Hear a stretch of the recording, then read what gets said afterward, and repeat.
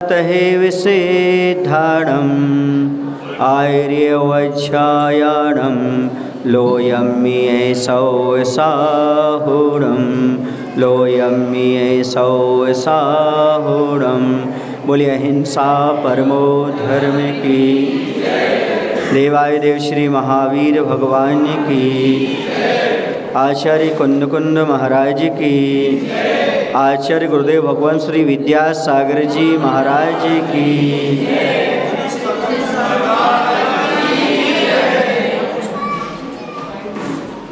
जीवन को सुंदर बनाने के लिए, अच्छा बनाने के लिए सब प्रयासरत रहते हैं। प्रत्येक व्यक्ति चाहता है कि हमारा जीवन बहुत सुंदर बने, अच्छा बने, लोग हमारे कार्यों की प्रशंसा करें, हम जहाँ चाहें वहाँ सम्मान प्राप्त हो। लेकिन जीवन सुंदर, पवित्र, अच्छा, सम्माननीय कब बनेगा? इसको बनाने के लिए हमें दो बातों पर ध्यान देना होगा। एक तो अपनी जिह्वा पर ध्यान देना पड़ेगा, दूसरा अपने मन पर ध्यान देना पड़ेगा। यदि आपका मन, आपकी दृष्टि अच्छी है तो ध्यान रखना, यदि आपकी दृष्टि अच्छी है तो दुनिया आपको अच्छी लगेगी, और यदि आपकी वाणी अच्छी है तो दुनिया को आप अच्छी लगेंगे।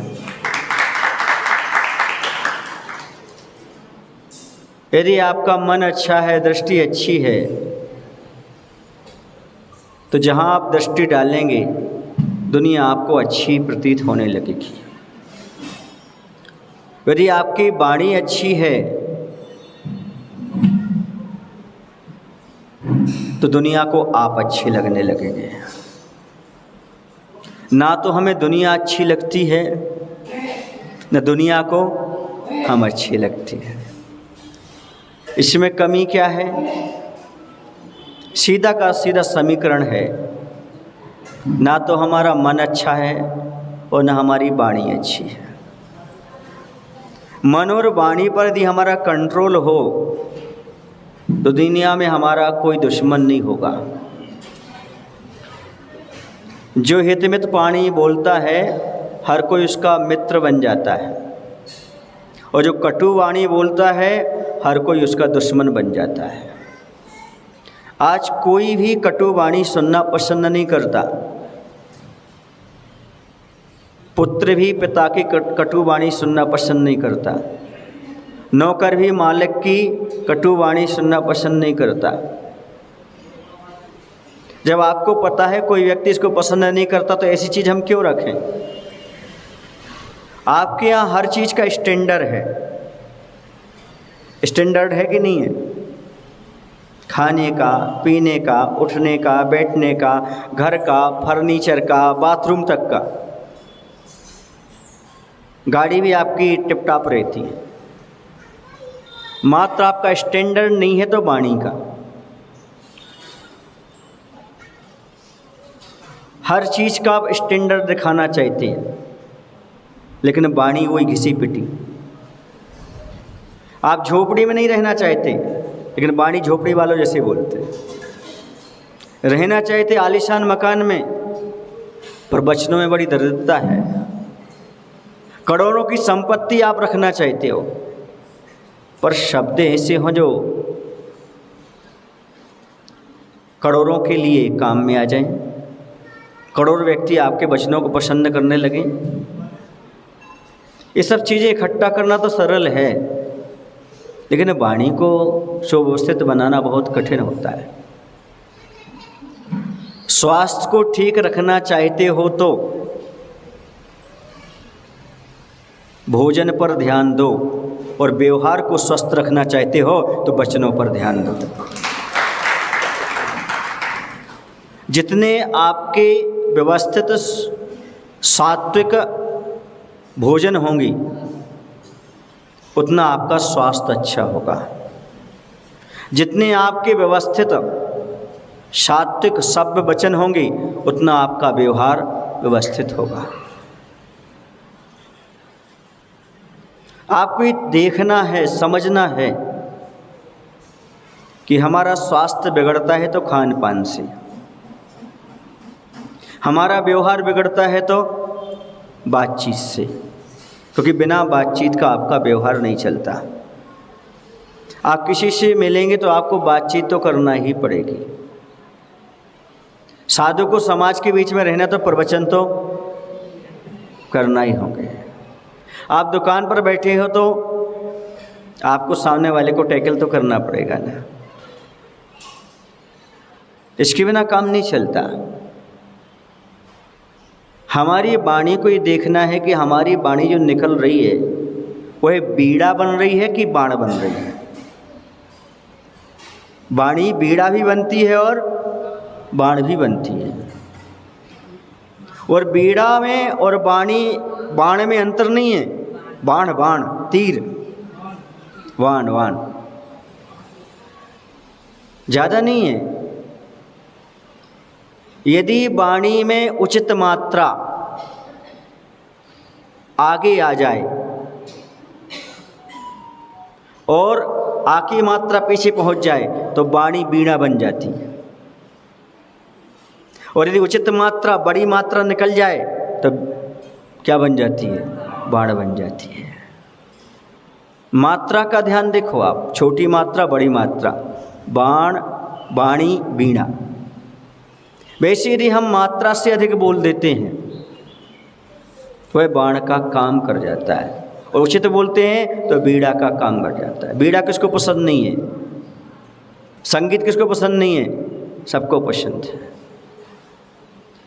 देखो, अधिक बोलना कभी भी फायदा नहीं करता, कम बोलना फिर भी चल जाता है। जैसे भोजन में नमक का प्रयोग, व्यवहार में वाणी का प्रयोग। नमक कम होगा भोजन में तो चल जाएगा, अधिक होगा तो नहीं चलेगा। वैसे व्यवहार में वाणी कम हो चल जाएगी, लेकिन अधिक हो तो व्यवहार को बिगाड़ देगी, समाप्त कर देगी।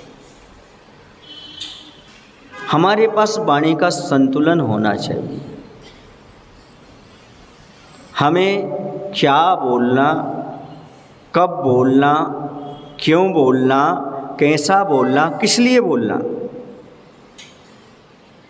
क्या हमारा उस समय बोले बिना रह नहीं सकते क्या हम? या फिर हमारा बोलना वहाँ पर ज़रूरी है क्या? तीन जगह हमारा बोलना बहुत ज़रूरी है। यदि तीन जगह हम नहीं बोलते तो बाद में पछताना पड़ता है हमारे लिए। आप पूछेंगे महाराज कहाँ कहाँ बोलना हमारे लिए ज़रूरी है? तो सबसे पहले हमें बोलना है सांत्वना के शब्द देते समय। कोई व्यक्ति दुखी है तो वहाँ आपका मौन रहना ठीक नहीं। आपके लिए उसे सांत्वना के शब्द अवश्य बोलना है। भाई, आपको कौन सा कष्ट आया? मैं तो हूँ, आपके कष्ट का निवारण कर सकता हूँ, जितना बनेगा मैं आपका सहयोग कर सकता हूँ। ऐसा आपने कभी सोचा? दुख में आप गए किसी के, मौन तो लौट करके नहीं आ गए आपने सांत्वना के शब्द बोले कि नहीं बोले? कोई व्यक्ति गरीब है, असहाय है, उसे सहयोग देने के भाव रखे कि नहीं रखे? यदि आप पैसा नहीं दे सकते तो शब्दों के माध्यम से सांत्वना तो दे सकते हो। आप इतना तो कह सकते हो, आप घबराइए मत, मैं आपका साथ देने के लिए तैयार हूँ। बहुत बड़ी चीज़ होती है सांत्वना के शब्द मिल जाएं तो। दूसरा, यदि धर्म विरुद्ध कोई कार्य हो रहा हो तो वहाँ भी आपको बोलना बहुत ज़रूरी है। क्या? धर्म विरुद्ध कार्य जहाँ पर हो रहा है वहाँ आपको बोलना ज़रूरी है। कोई व्यक्ति दुखी है, वहाँ सांत्वना के शब्द के माध्यम से बोलना बहुत ज़रूरी है। और जिससे आपकी अनबन हो गई हो उससे बोलना बहुत ज़रूरी है। कितनी जगह? घर में ज़्यादा नहीं होता, वर्षों तक लोग एक दूसरे से क्यों नहीं बोलते? थोड़ी सी कोई बहस हुई, बातचीत हुई, बोलना बंद। सबसे पहले क्या करते हैं आप लोग? बोलना बंद करते हैं। मंदिर में किसी से थोड़ी सी बातचीत हुई, बोलना बंद कर देते हैं। वो कसाय महीनों महीनों तक चलती रहती है, अनंतानुबंधी कसाय बन जाती है। तो 3 जगह आप बिना बोले नहीं रहना। कहाँ कहाँ बोलो आप लोग? दुख के प्रसंग में सांत्वना देने के लिए, धर्म विरुद्ध कोई कार्य हो रहा हो तो वहाँ बोलना बहुत जरूरी है। यदि आपकी किसी से अनबन हो गई तो बोलना जरूरी है। यदि आप समाज में एकता चाहते हो, समाज में एकता चाहते हो तो सामूहिक भजन का कार्यक्रम रखो, और परिवार में एकता चाहते हो तो सामूहिक भोजन का कार्यक्रम रखो। घर में यदि सभी लोग एक साथ बैठ कर के भोजन करेंगे तो बोलना हो ही जाएगा। अब सामूहिक क्या, बेंगलुरु 2-2 रहते हैं, अब कहाँ से सामूहिक बोलें? यदि माता पिता के साथ, फैमिली के साथ रहते हैं तो सामूहिक भोजन करने की प्रथा डालें। एक साथ सही बैठ कर के भोजन करेंगे, उसमें सारी समस्याएं समाप्त हो जाती हैं, एक दूसरे से बोलना भी हो जाता है। और यदि आप समाज में एकता चाहते हो तो सामूहिक भजन रखो, चाहे भक्तावर का पाठ रखो सामूहिक, चाहे भजन रखो, चाहे पूजन रखो, कुछ न कुछ सामूहिक चीज़ होती रहना चाहिए। यदि वो होती रहेगी तो निश्चित रूप से आपकी समाज में एकता बनी रहेगी।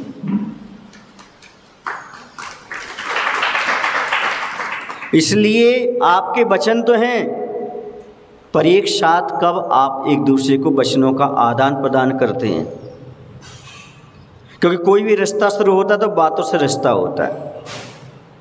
एक बार मैंने देखा, सोचा, विचार किया, अब पता नहीं आप लोगों का आकलन कैसा, मेरा आकलन है, सही हो तो बताना। अटैक ज़्यादा महिलाओं को आते कि पुरुषों को आते? अटैक, हार्ट अटैक ज़्यादा किसको आते हैं? पूछो क्यों? क्योंकि महिलाएं तत्काल किसी से बात करने लगती हैं। ट्रेन में बैठे हो तो उनकी रिश्तेदारी निकल आती है, बोलो ना। लेकिन पुरुष कम बोलते हैं। जो कम बोलते हैं अंदर रख लेते हैं, अटैक का कारण बनता है। महिलाएं बोल करके अपने भाव निकाल देती हैं, समाप्त कर देती हैं। बोलो, गलत कह रहा हूँ सही कह रहा हूँ? वो निकाल देती हैं बोल बोल करके। भले लोग कहते बुरे हैं, पर जो मुंह फट होते हैं ना वो बुरे नहीं होते। मुख पर बोलते, स्पष्ट बोलते थे, फिर बाद में भूल जाते हैं। लोग सामने उनको बुरा कहते, अरे ये तो बोल देता है। किस कारण से? शब्दों के माध्यम से। और शब्द ही है जिसके माध्यम से आदमी जात वैर को छोड़ देता है, संसार को छोड़ देता है, राग के समूह को छोड़ देता है। ये क्या है हमारे? बोलो, शब्द हैं। ऐसे भी शब्द हैं जिनसे व्यक्ति मोक्ष मार्ग पर आ जाता है, ऐसे भी शब्द हैं जिसके माध्यम से व्यक्ति संसार मार्ग में फंस जाता है। श्रृंगार के ग्रंथ पढ़ करके, रस के संग और काम वासना के शास्त्र पढ़ करके, सुन करके, कथाएं सुन करके आदमी रागी हो जाता है, और वैरागी के भजन सुन करके व्यक्ति वैरागी हो जाता है।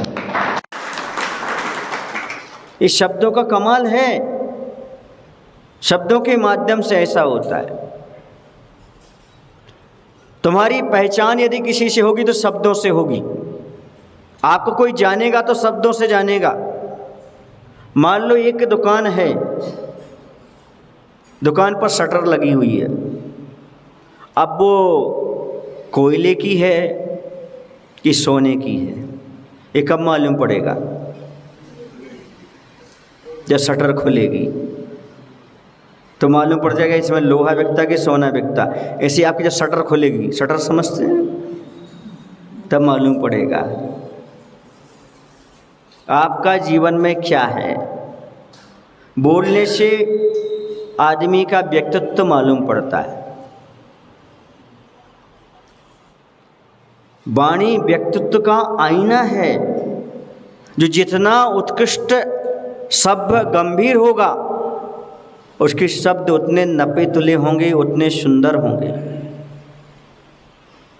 वो आपके नाम के आगे पीछे जी लगाने का प्रयास करेगा। वो सभ्य व्यक्ति है। श्री लगाने का प्रयास करेगा, जी लगाने का प्रयास करेगा, भाई लगाने का प्रयास करेगा, सीधा नाम नहीं लेगा, कुछ ना कुछ तो वो बोलेगा, क्योंकि सभ्य है। एक उदाहरण मिलता है, राजा की सवारी निकलना थी, तो आगे आगे व्यवस्था करने वाले, जैसे भी आपके यहाँ नरेंद्र मोदी आए ना, तो आगे ट्रैफिक के लिए व्यवस्था हो जाती कि नहीं हो जाती। तो आगे सबसे पहले आगे जो था, एक सैनिक था, एक सूरदास था, वह रास्ते से चल रहा था। उस सैनिक ने कहा, अबे अंधे साइड में हो जा, पीछे राजा साहब की सवारी आ रही है। वह थोड़ा सा चला लकड़ी के सहारे, फिर रोड पर आ गया। सेनापति आया, अरे अंधे हो क्या, साइड से चलो। फिर मंत्री आया, उसने कहा, सूरदास जी आपको दिख नहीं रहा है, आप साइड से चलिएगा, पीछे कौन आ रहे हैं, राजा आ रहे हैं। अब राजा आया, राजा ने देखा ये व्यक्ति अंधा है, बोला कुछ नहीं, अपने रथ से नीचे उतरा, सूरदास जी आप साइड से, और स्वयं ने हाथ पकड़ करके साइड में कर दिया। सुन रहे ना, बोले आप राजा हैं क्या, आप राजा हैं क्या। बोले आपने कैसे पहचाना। आगे मंत्री जी गए थे, उनको भी पहचाना, आगे सेनापति गए थे, उनको भी पहचाना, आगे सैनिक गया था, उन्हें भी पहचाना। राजा ने सबको बुलाया, मंत्री को भी बुलाया, सेनापति को भी बुलाया, सैनिक को भी बुलाया। बोले भाई इसकी आंखें चेक करो, इसकी आंखें चेक करो, ये अंधे बने हुए हैं कि वास्तव में अंधे हैं। चेक किया, वास्तव में उसकी आंखों से बिल्कुल नहीं दिखता था। राजा ने पूछा कि आपने बारी बारी से पहचाना कैसे। सीधी सी बात है, सीधी सी बात है, अबे अंधा ऐसा कोई सैनिक ही बोल सकता है, एक सिपाही ही बोल सकता है। सूरदास शब्द कोई सेनापति ही बोल सकता है, और प्यार से सूरदास बोलने वाला कोई मंत्री हो सकता है, और हाथ पकड़ करके रास्ता दिखाने वाला कोई राजा ही हो सकता है। मेरा यहाँ देखो, हमारी तरफ देखो, उसने सूरदास ने क्या कहा, मेरा दिया फूटिया है, हिया नहीं फूटिया है। क्या, मेरी आंखें फूटी हैं, हृदय नहीं फूटा है। मैं दुनिया को आंखों से नहीं, हृदय से पहचानता।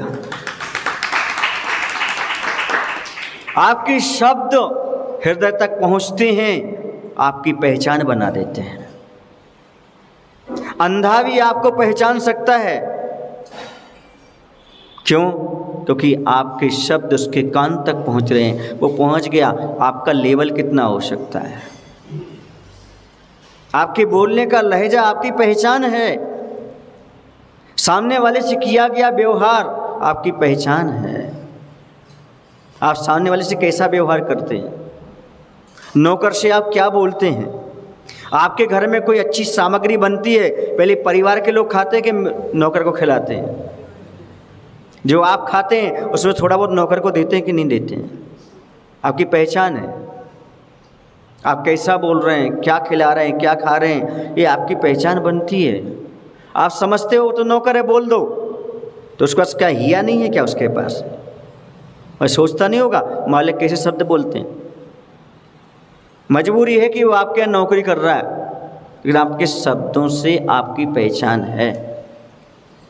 शब्द संबंधों को जोड़ते हैं, शब्द संबंधों को तोड़ते हैं।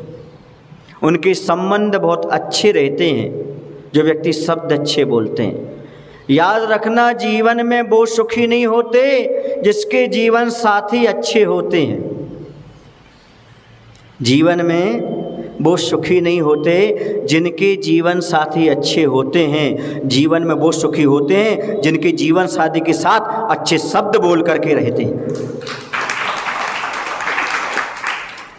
अच्छे शब्दों का प्रयोग करो। जीवन साथी में परिवर्तन आए बिना रह नहीं सकता, क्योंकि शब्दों का अपने आप में बहुत महत्व होता है।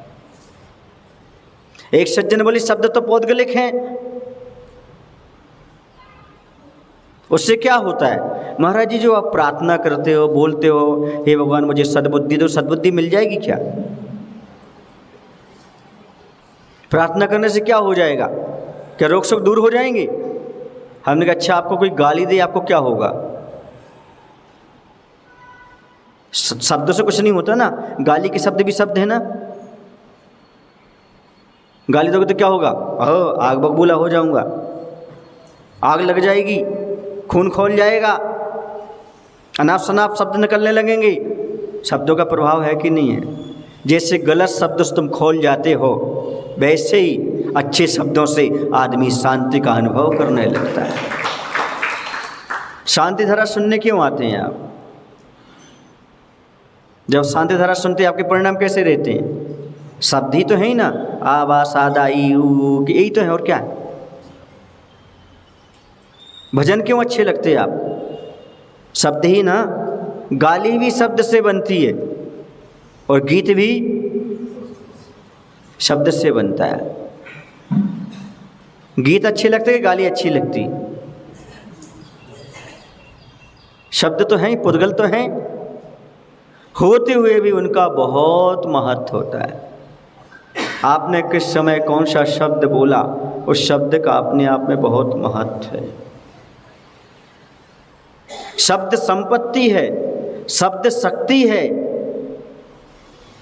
बहुत सारे लोग मात्र शब्दों का ही खा रहे हैं। आज ये कहूँ कि शब्दों की ही है। शब्द के माध्यम से उनका जीवन चल रहा है। शब्द बरगड़ाएं सब कुछ करा रही हैं। यदि आपका बोलना बहुत अच्छा है तो काम बन जाता है, और बना हुआ काम भी आपको बिगड़ जाता है। आपके शब्दों से आपका पूरा व्यक्तित्व नापा जा सकता है। हमारे यहाँ एक ग्रंथ है, केवल ज्ञान चूड़ामणि। तुमने कौन से शब्द हमारे पास आकर के बोले, हम बता देंगे आप झूठ बोल रहे हो कि सच बोल रहे हो। उस ग्रंथ में शब्दों के आधार से बताया गया आपका व्यक्तित्व कैसा है। आपने आकर के, आपने कभी आचार्य के पास गए, सुना आचार्य से कोई बात करता है, आचार्य बोलते क्या बोला, इतने वो लगा लेती हैं आकरण कि तुम्हारे ये शब्द कैसे हैं, उतने में हिसाब लग जाता है। यदि आपकी मानसिकता अच्छी है तो आशीर्वाद है, देखो सोचेंगे, बात करें। आपके शब्द से मालूम पड़ता है आपके शब्द दिखावट के हैं कि लिखावट के हैं, कि गिरावट के हैं कि सजावट के हैं, कि अंदर से है।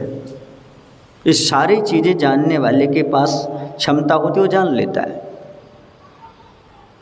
आपके शब्द पूरे ब्रह्मांड तक घूमते हैं। एक शब्द यहाँ से आपने निकाला, ब्रह्मांड के छोर तक पहुँच जाएंगे। तभी तो मोबाइल के टावर कैच कर लेते, नहीं घूमते तो कहाँ से वो कैच करते? टावर जो आपका ले रहा है ना। हाँ, अब एक रिसर्च चल रही है कि जो ब्रह्मांड में शब्द गूंजे हैं उनको देखा जाए। यानी राम ने क्या बोला, रावण ने क्या बोला, महावीर ने क्या बोला, वो शब्द भी ब्रह्मांड में हैं, उनको कलेक्ट करने की सोची जा रही है। ऐसा कुछ तरीका अपनाया जा रहा है विज्ञान के द्वारा कि हम इनको कहीं ना कहीं से ले रखें, क्योंकि आपके शब्द जो निकले हैं ये समाप्त होने वाले नहीं हैं। इसलिए मैं कहता हूँ अपने मुख से ऐसे शब्द निकालो, ध्यान से सुनना, कि वापस लेना पड़े तो शर्मिंदा ना होना पड़े। फिर से बोलूं, अपने मुख से ऐसे शब्द निकालो कि वापस लेना पड़े तो शर्मिंदा ना होना पड़े। मान लें आपने किसी को अशुद्ध शब्द बोला और वो भी अशुद्ध आपको वही शब्द बोल रहा है, फिर आप किसी को बदतमीज बोल रहे हो, वो आपको बोले तो आपको शर्मिंदा ना होना पड़े। आप ऐसे शब्दों का उपयोग करें कि बाद में यदि वो शब्द वापस आए या आप स्वयं कोई रिकॉर्ड कर ले। आजकल तो मोबाइल का ज़माना है, कोई रिकॉर्ड कर ले और बाद में आपको सुनाए तो आपको लगे क्या बोल गया मैं, पश्चाताप, शर्मिंदगी महसूस हो, तो ऐसे शब्दों से बोलने से बचना चाहिए। अप्रिय वचन से बचें। अप्रिय वचन कभी मत बोलें आप। एक चुटकुला पढ़ा था मैंने, आपको तो सुना देते हैं। एक नौकर पर अपना मालिक ऑफिस में बड़बड़ा रहा था, क्रोध में था। इतने में किसी ने दरवाज़ा खटखटाया। उसने बोला नौकर से, देखो कौन गधा आया है। उसने बोला जी आपके पिताजी। बोले किस गधे से मिलने आया है? जी आपसे। आया समझ में? क्या वापस आ गए शब्द कि नहीं आ गए? क्या शब्द वापस आ गए? कौन गधा आया है? आपके पिताजी। किससे मिलने आए? किस गधे से मिलने आए? आपसे। आपने पिताजी को भी गधा बना दिया, खुद को भी गधा बना दिया। लौट कर आए शब्द कि नहीं आए? अब मान लो कुत्ता या सुअर आपके सामने या कक्ष में आ गया, ए साला सुअर, आपने इसे गाली देकर उसको बाहर किया। साला किसे कहते हैं? साला किसे कहते हैं? पत्नी के। यदि सुअर और कुत्ता पत्नी का भाई हुआ तो पत्नी कौन हुई?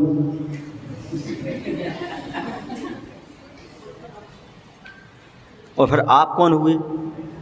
गाली किसको दे रहे हैं आप? गाली किसको दे रहे हैं आप? कुछ समझ पाए आप? सोच पाए कि नहीं सोच पाए? बोल तो दिया आपने। और यदि साला घर में आता है तो उसे बैठने को कहोगे कि भगाओगे? फिर पत्नी नाराज नहीं हो जाएगी, हमारे भाई को क्यों भगा दिया आपने? आपने कभी विचार नहीं किया, आपने कभी सोचा नहीं। गाली के शब्द कभी मुख से मत निकालो। आप यदि गीत नहीं गा सकते तो गाली मत बोलो। गाली बोलना कुशील पाप है। कौन सा पाप है? कुशील पाप है। अब्रह्म का सेवन करने वाला, कराने वाला है वो। इसलिए गाली के शब्द तो कभी बोलना ही नहीं चाहिए। गीत बोलना नहीं आता कोई बात नहीं, पर गाली मत निकालो। किसी की प्रशंसा करना नहीं आता कोई बात नहीं, किसी की निंदा मत करो, तुम्हारा जीवन सुंदर बन जाएगा।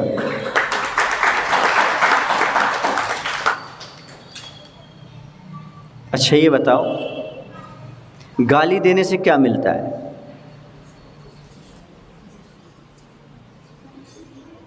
सामने वाले पर अच्छा प्रभाव पड़ता है, खुद पर अच्छा प्रभाव पड़ता है, बच्चों पर अच्छा प्रभाव पड़ता है, समाज पर अच्छा प्रभाव पड़ता है, पड़ोस में अच्छा प्रभाव पड़ता है। एक प्लस पॉइंट दिखा दो आप गाली देने का, पर हम गीत देने का बताएंगे प्लस पॉइंट। आप यदि भगवान की भक्ति कर रहे हो, भजन कर रहे हो, गीत गा रहे हो, तो इसका माइनस पॉइंट बता दो हमें। गाली का प्लस पॉइंट बताइए और गीत का माइनस पॉइंट बताइए। जिसमें प्लस है ही नहीं उसे आप कभी भी निकाल देते हो। जिसमें प्लस ही प्लस है, माइनस नहीं है, उसे आप निकालने में सोचते हो। यदि आपको गाली देने की प्रतियोगिता रखी जाए, 10 मिनट में आप रुके बिना रुपए नॉन स्टॉप गाली दे देंगे, और यदि गीत और भजन की दी जाए तो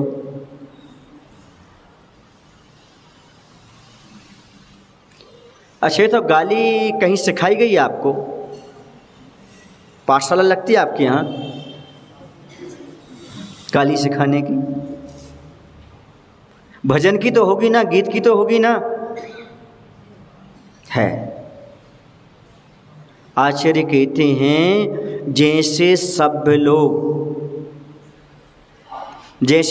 लोग अभक्ष तो खाते ही नहीं हैं। अच्छे सुनना, जैसे सभ्य लोग अभक्ष तो खाते ही नहीं हैं, लेकिन भक्ष्य में भी मर्यादा बना लेते हैं। आज 4 चीज़ खाएंगे, 3 चीज़ खाएंगे, वैसे ही सभ्य लोग गाली तो देते ही नहीं हैं, लेकिन बोलने में भी कंट्रोल रखते हैं। हमेशा कम बोला करते हैं, ज़्यादा नहीं बोला करते।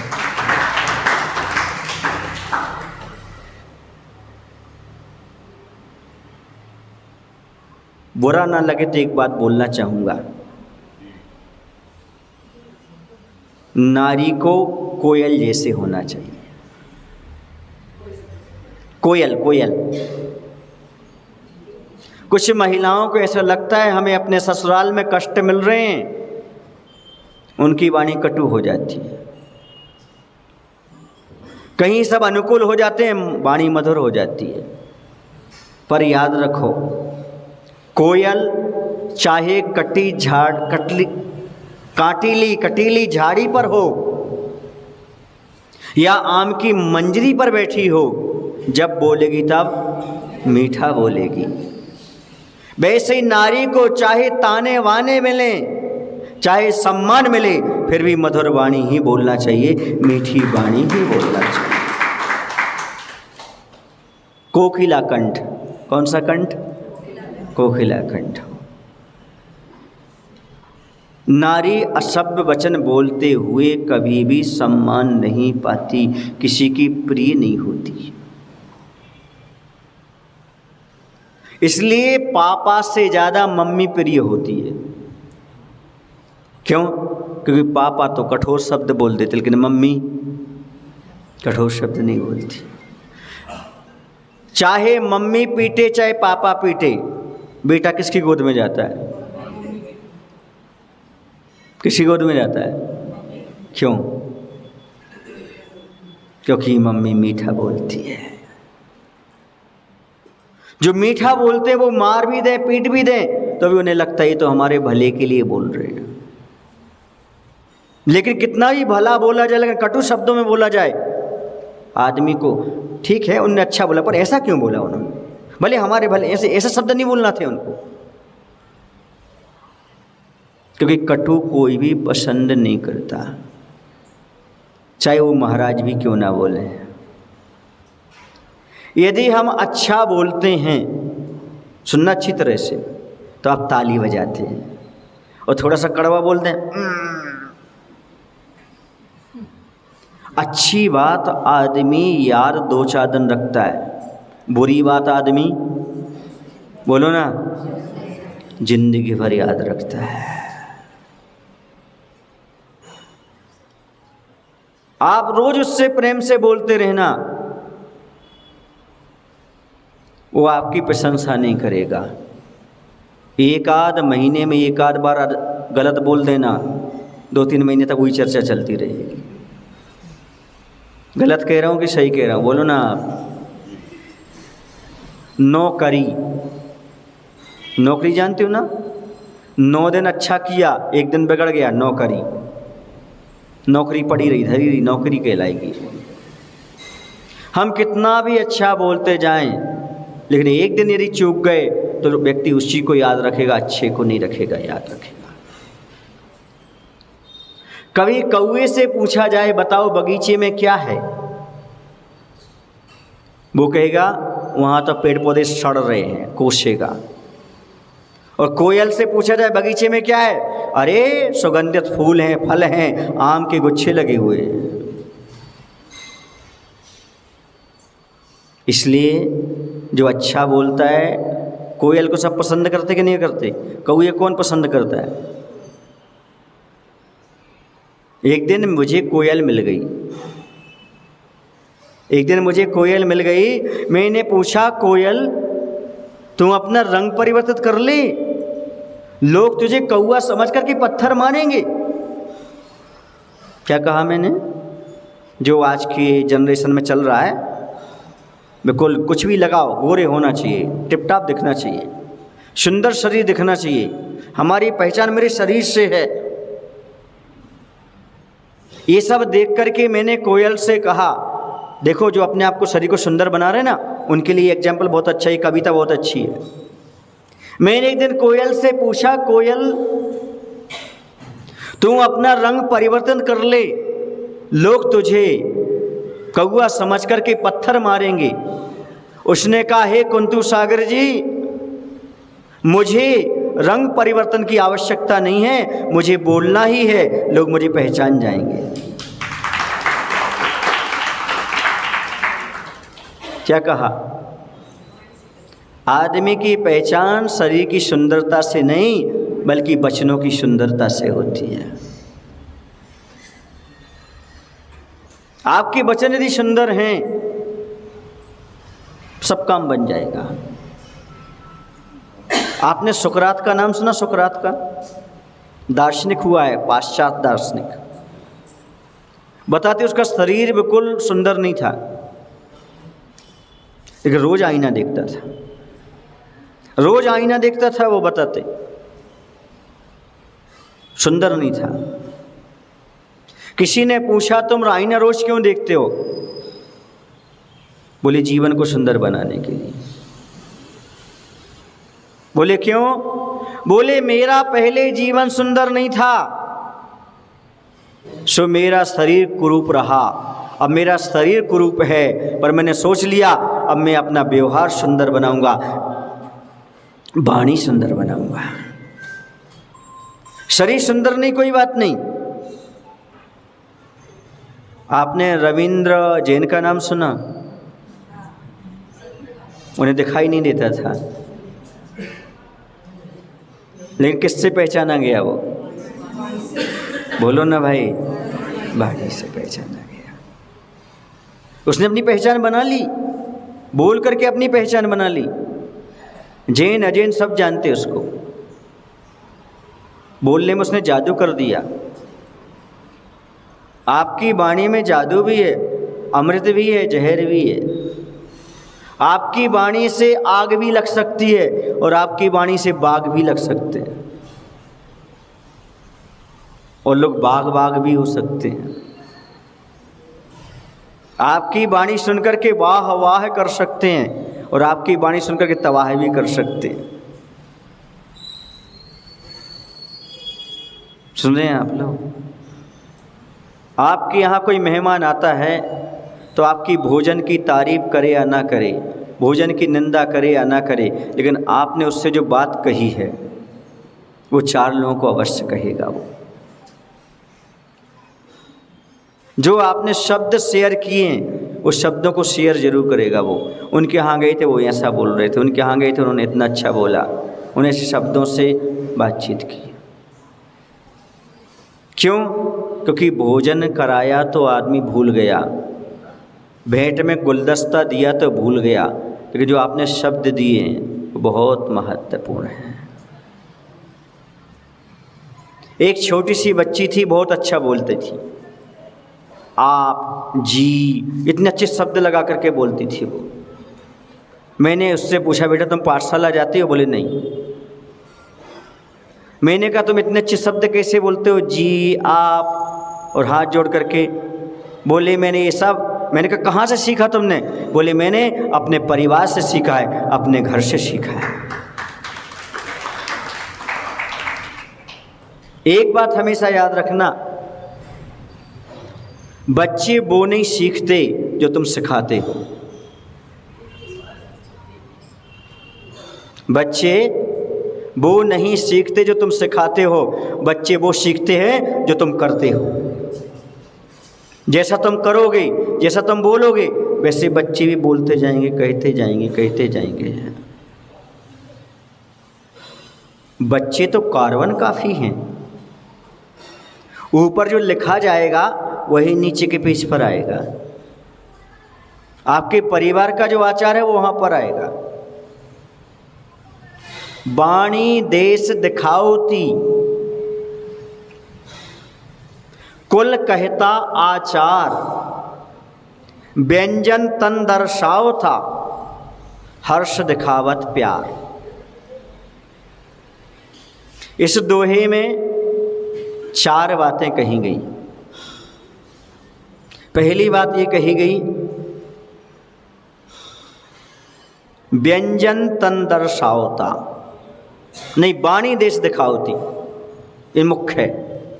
वाणी देश दिखाओती, आप किस देश के हो आपकी वाणी से मालूम पड़ जाएगा। बुंदेलखंड के हो तो काय भैया मुख से निकल ही आएगा, इताएँ रख दो उताएँ रख दो, आप बोल ही दोगे। महाराष्ट्र के हो इकड़े तकड़े निकल ही जाएगा। कर्नाटक के हो इल्ली के बाद निकल ही जाएगा। इंग्लिश के हो क्या बोलोगे, हैं कम ही है, कुछ न कुछ निकल ही जाएगा।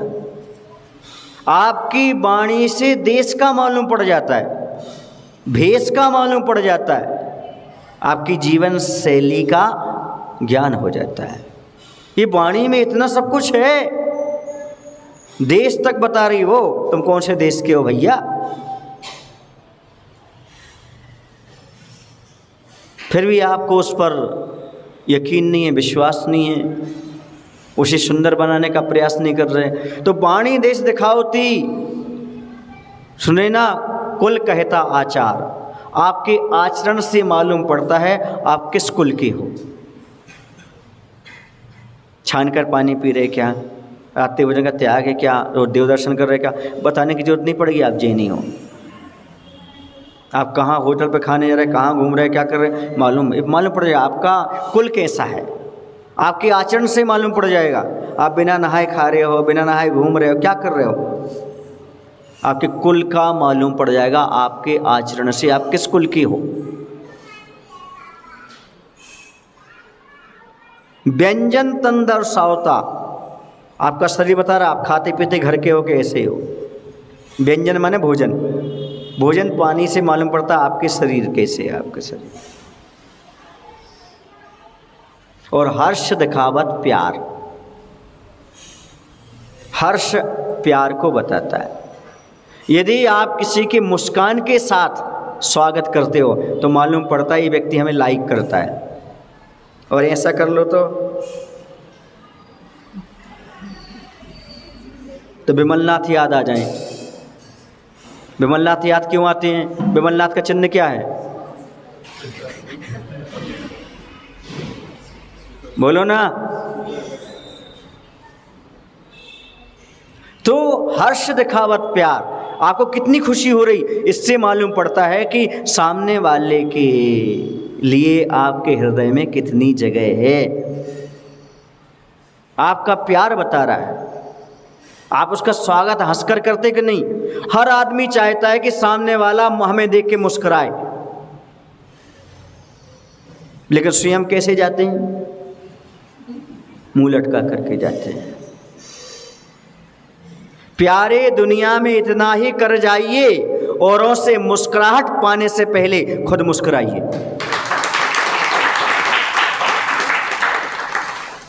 आप चाहते हैं सामने वाला मुस्कुराए, आप मुस्कुरा दो, क्या दिक्कत है। आप चाहते हैं सामने वाला जय जैन बोले तब मैं जय जैन बोलूं, वो छोटा है मैं बड़ा हूं, पहले उसे जय जैन बोलना चाहिए। तो भगवान का नाम भी छोटे बड़े को के बोलोगे क्या। अच्छा पहले जो भगवान का नाम ले वो छोटा कि वो बड़ा, बोलो ना। बड़ा, तो बड़े आदमी को पहले जय जैन बोलना चाहिए छोटे से। यदि बड़े हो तो छोटे से क्या बोलो, बच्चे से तो बोलते हो गुड़िया जय जैन, बच्चे से तो बोलते हो। ये थोड़ा वो बड़ा हो गया ना अपने थोड़े उम्र का, फिर जय जैन नहीं बोलते आप उससे। क्यों, उसके सामने तो तुम छोटे बन जाते हो और बड़ों के सामने और बड़े बन जाते हो। आप चाहते हो सामने वाला हमसे नाराज है, आप जय जैन कर लो ना, नहीं पहले वो उसको करना चाहिए ना। मतलब क्षमा मांगने के लिए भी, धर्म पालने के लिए भी पहले सामने वाला पाले फिर हम पाले। पहले वो भगवान का नाम ले फिर मैं लूँ। आज से ध्यान रखना, बड़ा आपको जय जैन करे या ना करे, पहले तुम कर लेना, 3 दिन बाद वो आपको करेगा, फिर आप बाद में करेंगे, मुझे पता है। ये शब्द ही हैं, हम गाली के शब्द तो छोटे के सामने निकाल देंगे, पहले क्रोध के वचन निकाल देंगे, लेकिन भगवान का नाम तो पहले बोले फिर मैं लूँ। भैया महाराज जी वो शेर है तो मैं सवा शेर हूँ। अरे भैया चाहे शेर हो चाहे सवा शेर हो, रहे तो जानवर ही ना। तो जानवर से ऊपर उठ गए क्या तुम? सामने वाला शेर है और तुम और बड़े शेर हो, तो वो जानवर है तुम और बड़े, बोलो ना। तो आप में कौन सी विशेषता आ गई? जानवर में ही तो वृद्धि हुई है, इंसान में बड़ी हुई वृद्धि हुई क्या आपकी? फिर भी वह शेर है तो मैं, बोलो ना, सवा शेर हूँ। ऐसा कहने वालों से पूछना चाहता हूँ, आप में रिग्रेस हुआ कि प्रोग्रेस हुई? आप क्या समझते हो? आप कसाई ज़्यादा करोगे तो अच्छे आदमी माने जाओगे कि बुरे आदमी माने जाओगे? नहीं, पहले वह मुझे जय जिनेंद्र बोले तब मैं उसे क्या बोलूँगा? जय। पहले वो छोटा है ना, मतलब छोटा पहले भगवान का नाम ले, तुम बाद में लोगे। गाली तो मैं पहले दे सकता हूँ, उसकी निंदा तो मैं पहले कर सकता हूँ, उसे बुरा भला मैं पहले बोल सकता हूँ। ऐसा सोचने वाले अपनी वाणी का सदुपयोग नहीं कर पाते, वो दुरुपयोग करना चाहते, वाणी के महत्व को नहीं समझना चाहते। याद रखना, जिनके घर में मिठाइयाँ नहीं होती वहाँ चींटियाँ नहीं आती। क्या नहीं आती? और जिनकी वाणी अच्छी नहीं होती उनको हिचकियाँ नहीं आती।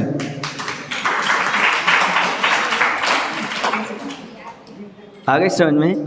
हिचकी कब आती? जब आपको कोई याद कर, अच्छे हो तब तो याद करेगा आपको, अच्छा बोलो तब तो याद करेगा। और चींटियाँ क्यों नहीं आती?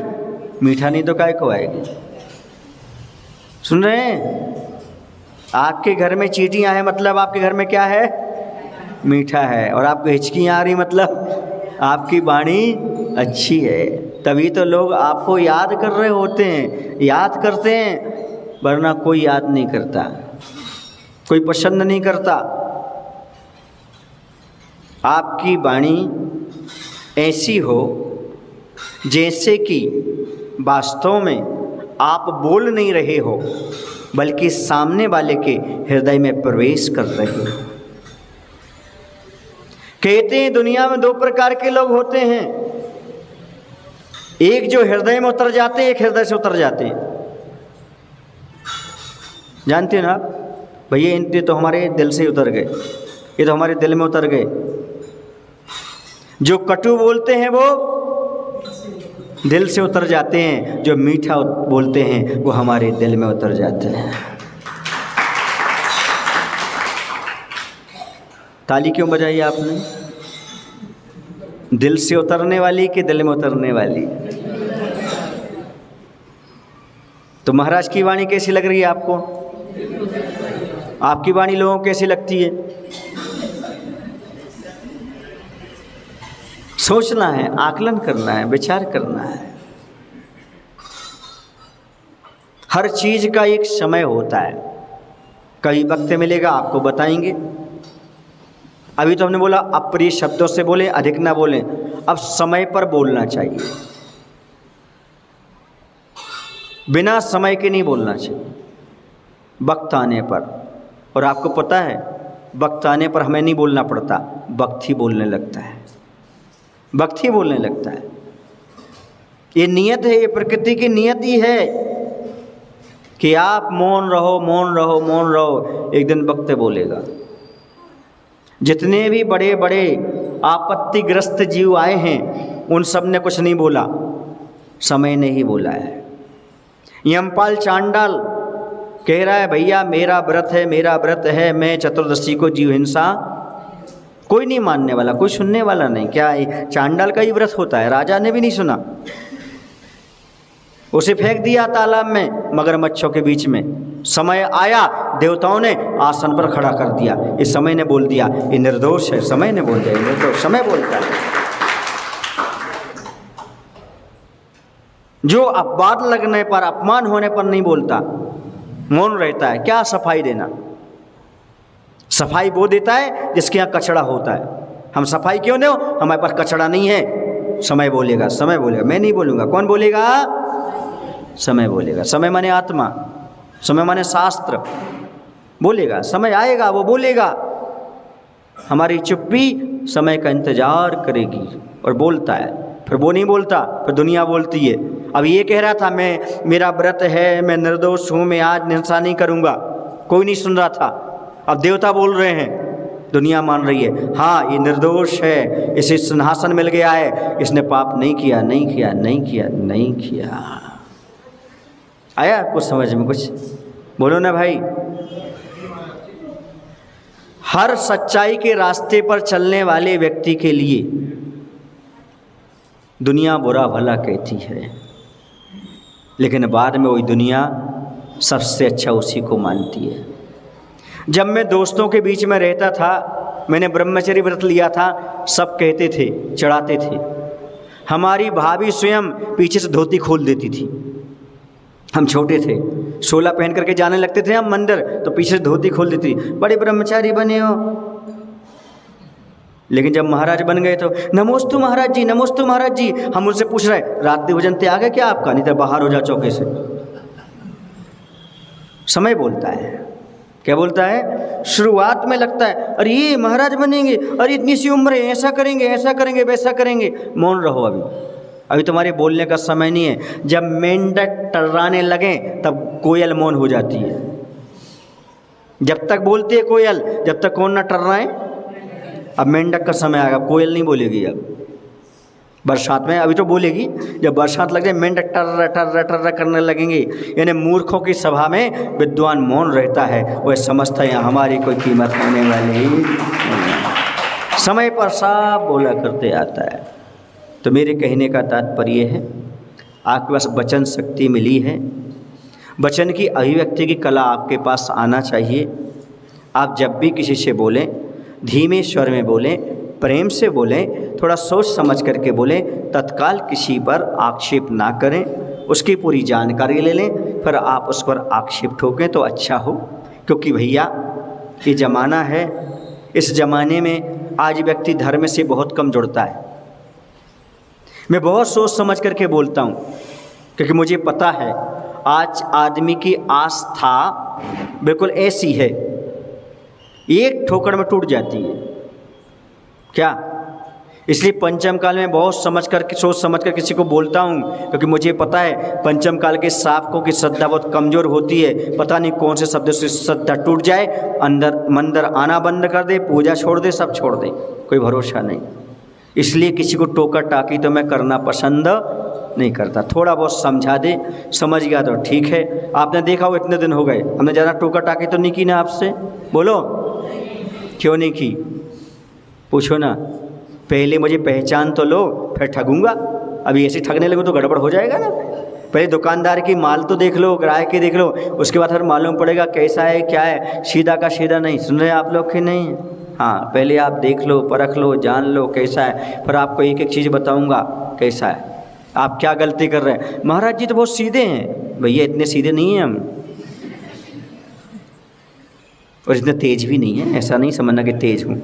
बस ये है, वक्त आएगा, वक्त पर सारी चीज़ें समझाई और बताई जाती हैं, उसका बड़ा असर पड़ता है, बड़ा असर पड़ता है। आपने मैच खेला कभी? बोलो ना। जब बिल्कुल उसने बाल छोड़ दी वहाँ से, आपका सब बैट है, कब आप बैट उठाते हो? आपको बता रहता कब बैट उठाना, वरना तीनों स्टंप आउट हो जाओगे। यदि समय पर बैट मारा तो छक्का, गेंद बाउंड्री के बाहर, और इस समय पर नहीं उठाया तो आप बाउंड्री से बाहर। देखा ना मैच? आया समझ में? हाँ, समय पर बैट उठाओगे तो ही गेंद बाहर जाएगी, नहीं तो आप बाहर जाओगे। वैसे ही बंधु ध्यान रखना, आप सभा में बैठे हो, मीटिंग में बैठे हो, यदि आप समय पर बोलोगे तो आपकी इज्जत होगी, वरना बैठ जाओ, ऐसा आदमी बोल सकता है। बोल सकता कि नहीं बोल सकता? हाँ, तो समय पर बोलने का अपने एक अपना महत्व है। अब मैं समय से पहले बोलना बंद करता हूँ, क्योंकि समय से बोलना बहुत महत्वपूर्ण है। बोलिए अहिंसा परमो धर्म की। आचार्य गुरुदेव भगवान श्री विद्यासागर जी महाराज की। बोलो हे प्रभु, हम सभी को इतनी